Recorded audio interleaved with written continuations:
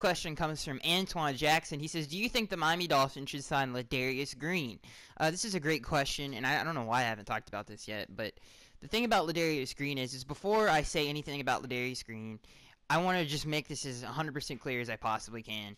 It does not matter if we sign Ladarius Green or not. I really don't think. I mean, it'll make a difference. It's not like it won't make a difference, but we don't really need a tight end at this point. It would be a luxury. So with saying that, let's get into this. Ladarius Green has been one of the biggest mismatch problems for defenses for a long time now. He's been very consistent. Obviously, his 1 year he had with Pittsburgh, he earned that contract having a big year from San Diego. San Diego wanted to retain him because of his production, and he just causes a lot of mismatch. He's such a big. He's probably got the best hands out of any tight end in the NFL. I mean, when you watch tape of him, he just makes insane catches. He's a smooth route runner. He's not the greatest blocker in the world, but that's not why you use Ladarius Green. You use him because of the mismatches he causes. But is the health issues. Obviously, he only played 6 games last season, but in those 6 games, he had 300 and something yards receiving, which is insane. Ladarius Green, if he can stay healthy, he's a mismatch nightmare. He's one of the better tight ends in the NFL. He's definitely a top 10 tight end in the NFL. You could probably even put him a little bit higher than that. So Ladarius Green would be a really nice addition to the Miami Dolphins. But when you look at the roster that the Dolphins, what the tight ends that they have on the roster right now, you see Julius Thomas, who, in my opinion, is a top 3 tight end when healthy, and especially since he's in an Adam Gase system, which is what he succeeded in the first place. He knows this system like the back of his hand. He's going to have an outstanding year as long as he's going to have a Pro Bowl season as long as he can stay healthy. And then obviously you have Anthony Fasano, who all Dolphins fans know is a great tight end. He's above all else, he's one of the smartest players in the NFL. He knows where the soft spots and zones are. He's just one of the most beautiful route runners in the league. He's got great hands. And so he's a great tight end. And then you add Ladarius Green to that, which just gives another toy that Adam Gase can play with. Our offense would be literally unstoppable. I really don't think you could. There's just so many mismatches, and Adam Gase is the best offensive mind in the NFL right now. And if you give him that many weapons, you bet. I mean, we will have one of the greatest offenses in Dolphins history. I think if you add Ladarius Green to the mix, and I don't think money is an issue because I don't see a lot of teams vying for him because of the health issues, but the health issues would not be a concern for us because of the depth that we have there at tight end. But yeah, I think if we added Ladarius Green, it would make a huge difference, and I think it would add. I mean, you just imagine that. I mean, and again, to make another point about this is tight ends are so important to Adam Gase's system. He uses tight ends to the best of their abilities. I mean, when you saw Marquise Gray and Dominique Jones that he had to work with last season, obviously Jordan Cameron got hurt. He made them look like starting tight ends in the NFL, and they're far from that. So if he had a Ladarius Green, a Julius Thomas, and Anthony Fasano, I mean, God only knows how many points the Dolphins would put up a game. So, yes, I think Ladarius Green would be a great addition to the Miami Dolphins roster. Do they need him? Do they absolutely need him? No, they don't need him. But would it make a difference? Absolutely, it would make a difference. This next question comes from Cypher Oxide. He says, do you think Jarvis Landry will show any signs of annoyance if his contract negotiations drag on? I don't think he'll show any signs of annoyance in terms of holding out. I don't think Jarvis is going to show any signs of that. I think we know Jarvis. If you're a Dolphins fan, you know Jarvis is probably the most passionate player in the NFL. So and we saw that with voluntary workouts. He could have held out on voluntary workouts, and those are voluntary workouts. And guess what? He still showed up. So Jarvis Landry, I would not see a holdout coming for him. But it is interesting because of how long this is taking. I mean, Jarvis Landry by far is the best at his position. There is statistically that backs him up. When you look at his Pro Football Focus rankings, that backs him up. There's you cannot make an argument. Nobody can make an argument that Jarvis Landry isn't the best at what he does. No player out of the slot has more yards than Jarvis Landry. It's not even close. People like Julian Edelman, Doug Baldwin, name me a guy, Cole Beasley, doesn't matter. They're not even close to Jarvis Landry. So obviously he needs this max deal. I think he deserves a max deal. Look at the fan perspective. Not only should the Dolphins re-sign him because of how great of a player he is, and how big of an impact he has on the the football field, but I think it's the fans. You have to take in account to the Miami Dolphins fans. I don't think Jarvis Landry. We've had Cameron Wake, we've had Jason Taylor, and I think we've had great defensive players in the last few decades. But in terms of the offense, I don't think we've had a player like Juice for a very long time. Jarvis Landry is a great player, and Dolphins fans are naturally skeptical because of the pain that we've went through for 20-something years now, it feels like. Which is a cool thing to have as a fan base, because you're so critical of your football team, that I think the one player, the two players, or maybe the three players on this football team that is universally recognized on this football team as a great player is Jarvis Landry. So not only do the fans need this contract to be done, the team needs it, the franchise needs it, the fan base needs it, Jarvis needs it, he deserves it, and we need to get this done. And I'm getting impatient myself, to be honest with you. This next question comes from Stav Dog. He says, is it time to give up on Mike Pouncey? This is such a tough question for a lot of different reasons, because obviously Mike Pouncey has not been on the football field a lot these past few years now. He's missed a lot of games. He's missed a lot of games in December, which is what you don't want for one of the best players at his position, one of the best players on your team. You don't want him to miss that much time. I mean, in terms of leadership, we lose a lot when we lose Mike. In terms of talent, obviously we lose a lot when we lose Mike. But I think Adam Gase has a great plan this upcoming season to keep him healthy, and to keep him on the field, not practicing him, making sure he gets his days off before Sundays, because Mike Pouncey's one of the best players at his position. He's one of the smartest players. He's a veteran. He doesn't need to go through walkthroughs. And I mean, I'm sure he'll be there for walkthroughs, but I don't think he needs to go through the regular rigmarole that NFL players go through. And I think that's going to help him a lot to keep him on the field on Sundays. And if he has another season where he's out for almost the entire season, if he misses another December, I think Mike Pouncey probably would not be a Dolphin the next season. I think the Dolphins would probably look to replace him, whether that be via free agency or the draft. I think center is such an important position that you have to be on the football field. And it sucks to say that, but I think in another season-ending injury with his hips or whatever it is, I think the Dolphins probably would move on. But it definitely is not time to give up on him. I think we definitely give him another chance. And I think he'll shine through. I think the plan that Adam has for him is gonna keep him on the field for Sundays. This next question comes from Sam Coggin. He says, not sure why everyone is concerned about the safety position opposite Rashad. Allen can't hold it down until TJ comes back, and what am I missing? You know what you're missing, Sam, is because Nate Allen licks balls. That's what you're missing. Nate Allen, I am not a fan of Nate Allen. I think he's not better than what we had last season, and if he is, it's not by that much. I think Michael Thomas probably can do the same thing that Nate Allen does, and I think Bakari Rambo is probably a better safety in coverage than Nate Allen is right now. I mean, unless Nate Allen can prove to me over the how many years has he been in the league? 6 years, 5 years. That's 5 years. That is 6 years of him not playing at a high level, below a high level. He's been an NFL journeyman. He's been a part of atrocious secondaries, such as the Eagles, which when he was on that secondary was hot garbage. He's been on bad secondaries, like the crapping Raiders last season, who were absolute hot garbage. You saw what they did in the draft. They got Obi Milanofalu, who's a really good safety, and then they got Garin Conley in the first round. And Garin Conley was accused of rape, and they still took a chance on him because that's how crapping bad the Raiders secondary is. Okay, Nate Allen has been a part of terrible secondaries. Okay, and he's been a big part of the reason why those secondaries were picked on so much. So that is why I'm concerned for Nate Allen starting half of an NFL season, which is 8 games. That is exactly why I'm concerned. I think every Dolphins fan needs to be concerned until Nate Allen proves me wrong. And when he does, I'm going to be one of the happiest people on the planet Earth. This next question comes from Alec Jeffrey. He says, do you think that Adam Gase is going to make roster decisions based purely on who's better?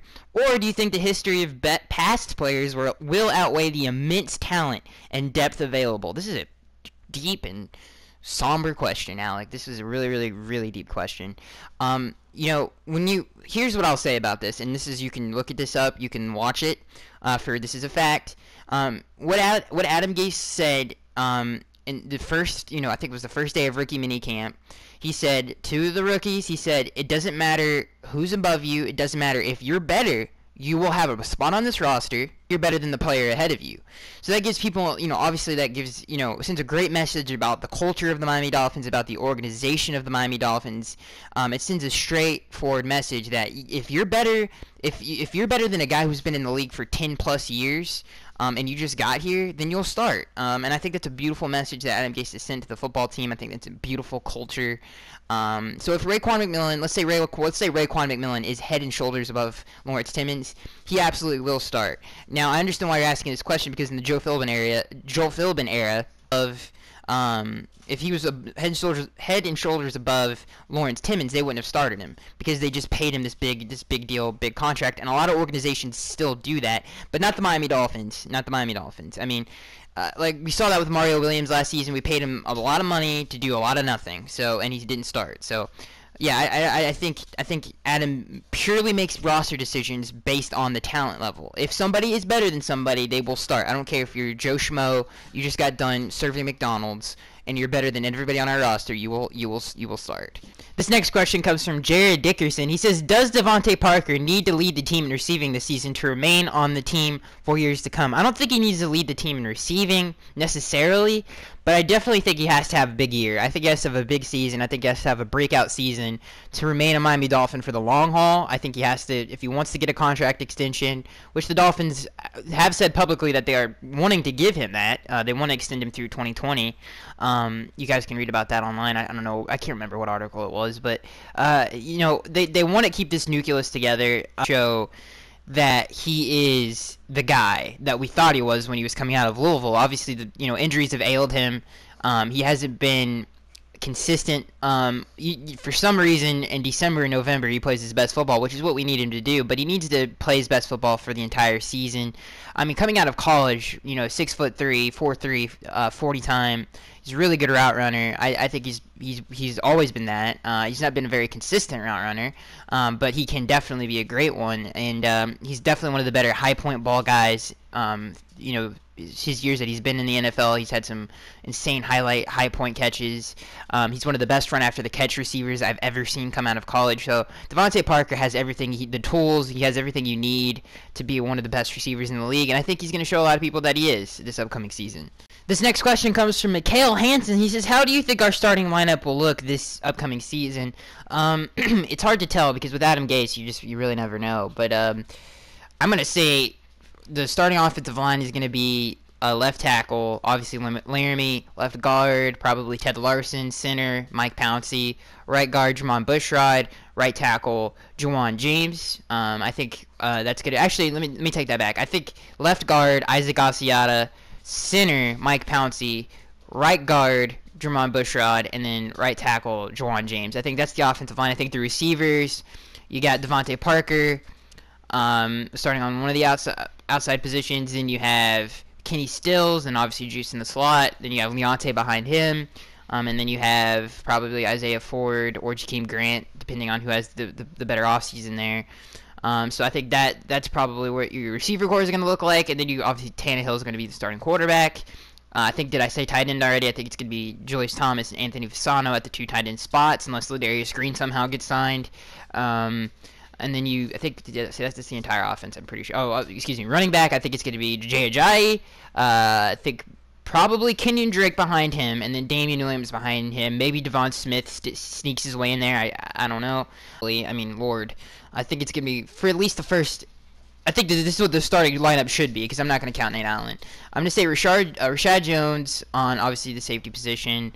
Next to him, I'm going to say it's going to be TJ McDonald, obviously. Starting the linebacker positions, it's going to be Raekwon McMillan, Kiko Alonso, Lawrence Timmons. Mike, obviously, Matt Berkes came out and said positions do not matter to him. So I think all 3 of them are going to be on the field at once, which is going to be interesting to see how that works out. And I think for the defensive end positions, definitely Andre Branch, Cameron Wake. I think Sue in the middle. And I think Jordan Phillips is going to split time with maybe Devon. I don't think he's going to – hopefully he earns that position. But, God, I mean, he's been disappointing us for many seasons.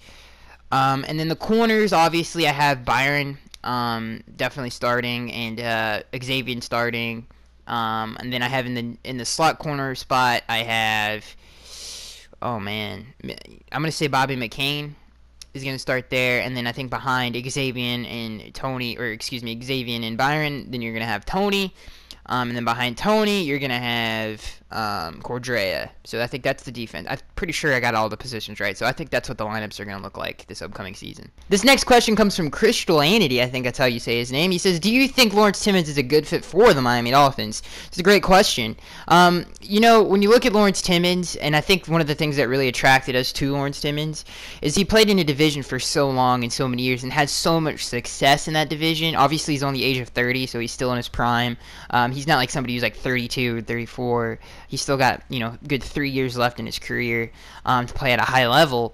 He's been very consistent, and he's played at a high level in the AFC North, which is a run-heavy, physical division to play in, and to play at a high level in that division. And I think that's one of the things that really attracted the Dolphins to signing him, is because of the weaknesses that we had. We weren't really the most physical defense. Obviously, we were really weak in the middle of the field. I think Lawrence Timmons fixes that right away. I think he's a physical, well, probably, if not, you know, the most physical middle linebacker in the NFL. I mean, the man pounds people, and I have no questions. Like I said, his production in the AFC North for, I can't even remember. It's like what 07 he was drafted. I can't even remember. He's been in there for so long, and he's been so consistent, and he's so good at stopping the run. And I think Dolphins went after him.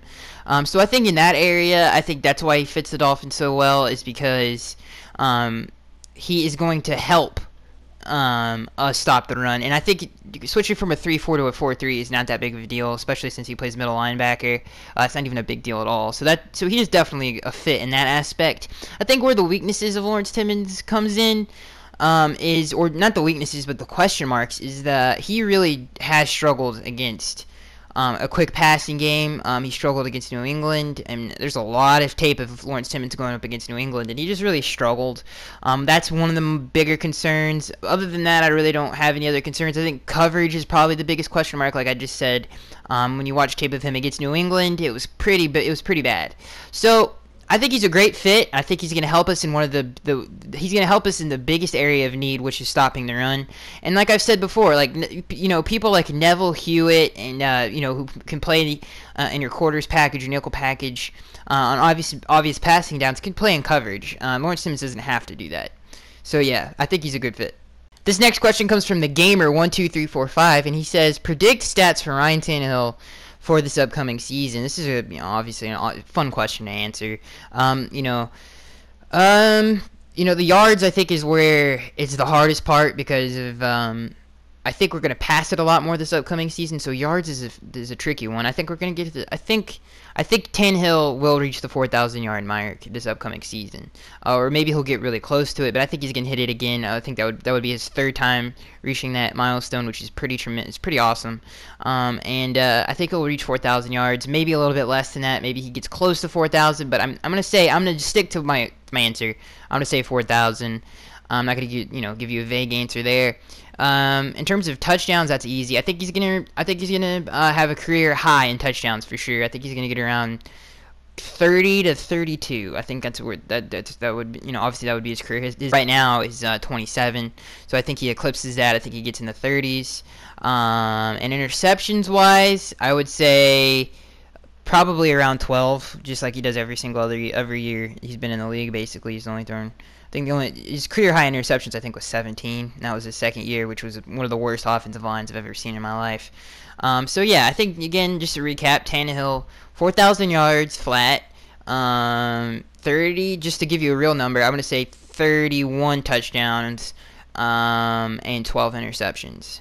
So that's where I think that's where Tannehill's gonna land. All right, so that's gonna be it, guys. I am Skags1383. I answered a lot more questions than I did last time, but I think this episode's gonna be a little bit shorter. I apologize. And hopefully the next one will be a little bit longer. But I wasn't feeling really well, and I wanted to make a point to I don't want to ramble on as much as I used to. I want to answer as many questions as I possibly can without rambling on. I think last episode really suffered from that. I started off with a really deep question, which was, could we start 5-0? Let the credits roll, and I hope you guys enjoyed. Let me know if you have any other... let me know your Dolphins thoughts. Let me know what you think about the topics that we talked about here today, and I'll see you guys in the next one.